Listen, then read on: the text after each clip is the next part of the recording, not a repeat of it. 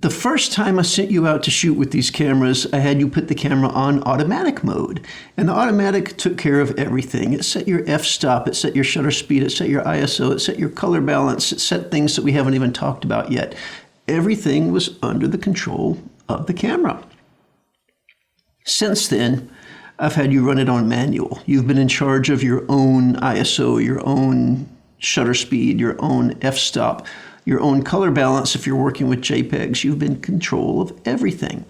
And it's good to know how to do that. It really is. It's good to know how to do that, not to rely on automatics, to make your own informed choices and to understand how these things relate.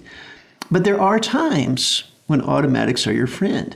There are times when the scene is changing more quickly than you as a photographer, as a human being, can react to it. But you don't necessarily want the camera to do everything for you. Wouldn't it be nice if you could just tell the camera to do certain things for you? And guess what? You can. So this dial on the top, so far we've only put it in 2 positions. We put it in automatic so that we could shoot for our very first day. And since then we've put it in M for manual, and we haven't touched it since. But there are some other things on here that are really useful. So these 3 SAP, I'm going to turn it to S, and you'll notice on the screen that it tells me I've changed it. I am now in S mode, and S mode is shutter priority. So what this means is that I can set the shutter speed, and you can see that as I'm turning the dial, it's making adjustments for me.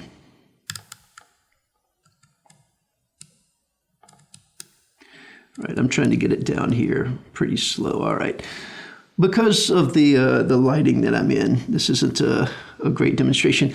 But what it means is that it will keep this shutter speed, and it will do the math for me. Right. So right now I've got a shutter speed of 1/4 of a second, which is ludicrous. It's going to be terrible with motion blur. But if I tilt my camera down here to my things, you'll notice that it has changed for me to f22. Right? And if I change the shutter speed, I'm going to run it up to something more reasonable. Let's aim for a 1/30th of a second there.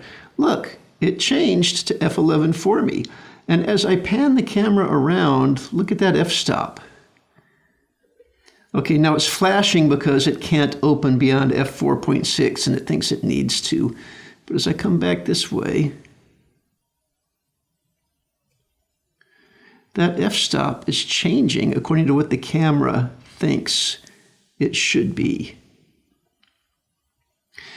So it allows me, this is called shutter priority. It allows me to set a shutter speed because I'm more concerned about shutter speed than anything else, and the camera will try to keep a good exposure for me. So maybe I'm shooting race cars that are driving by and I want that motion blur. I want to keep my shutter speed set at a 1/15th of a second, but the sun is coming in and out from the clouds, right? And it's constantly changing and the cars are going by at 100 miles an hour. I don't have much time to make an adjustment. I trust the camera to do it.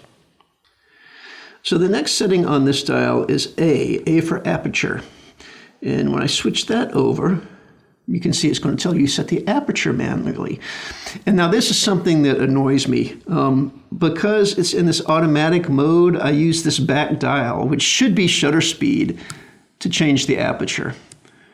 So you can see that as I'm turning this dial, it is changing the aperture. So I decide I want to shoot at f8. f8 is my magic aperture. And now as I move the camera around, watch the shutter speed. Right now it's down to a 20th of a second. This up to a 30th, a 50th, back down again. As I'm panning around, it is changing the shutter speed so that it balances the exposure for f8. And you can see how radically that shifts as I move from that dark corner of the room to my lighted action figures here. You can watch it changing from, what is that, a 1/5 of a second or a 1/4 of a second down to 30th or so. So again, in this setting, I want to control my f-stop, probably because I want to control my depth of field.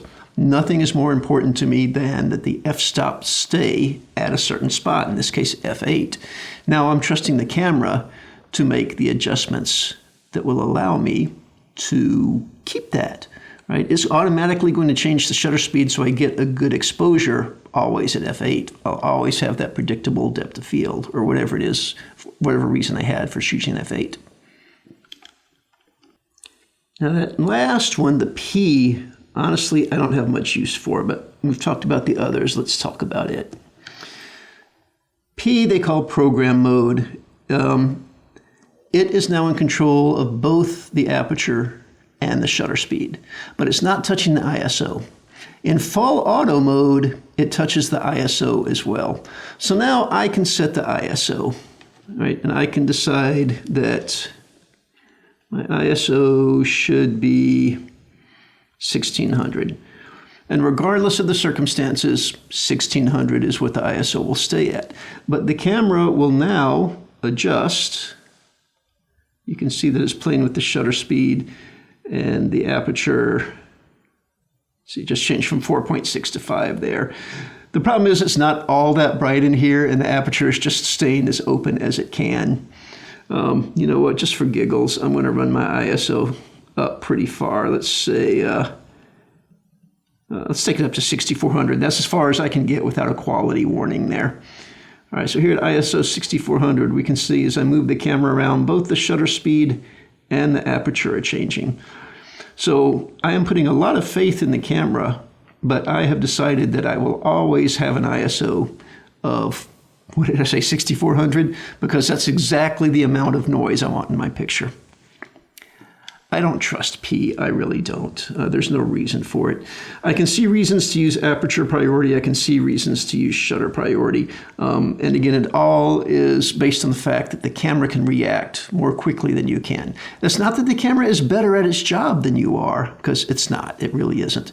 But there are times when you don't have the time to sit there and finesse your exposure by hand because the event that you're shooting is just too fast. I used to shoot the Honolulu Marathon. It was an awful job. You know, it was 7 hours standing on a little wooden box in the middle of a roadway with an orange cone, and as people ran past, you know, I'm trying to get their face as they're like, right, and I'm like, click, click, click, click, click, click, click, and you just can't. You're shooting multiple frames, you know, sometimes within a second of each other. There's no time for finessing the exposure, and every exposure needs to be perfect because you never know what person's going to want to buy that photograph. So this is a time where you make a decision. And the decision in that one was shutter speed, because these are people that are running. You want a fast shutter speed, right? So we'd set the ISO, would set the shutter speed, and then the camera would adjust the aperture based on how much sunlight was falling on them at the moment, based on how dark their clothing was, how dark their skin tone are. You know, it did some of that work for us. There was no way around it. Would I have preferred to take the time and get everyone properly exposed? Of course I would. What photographer wouldn't? But it's just not realistic. You know, the window in which I had to get them framed and snap the picture was under a second, you know, and then, you know, then I'm turning into a profile and they're not in focus anymore. And anyway, I can see value in some of these settings. And it's, again, it's not saying you're not good enough. It's saying the camera is faster than you are. All right. I honestly don't know what I'm going to talk about in the next video, but this covers most of the basics and a couple of the advanced things that you're likely to need to know.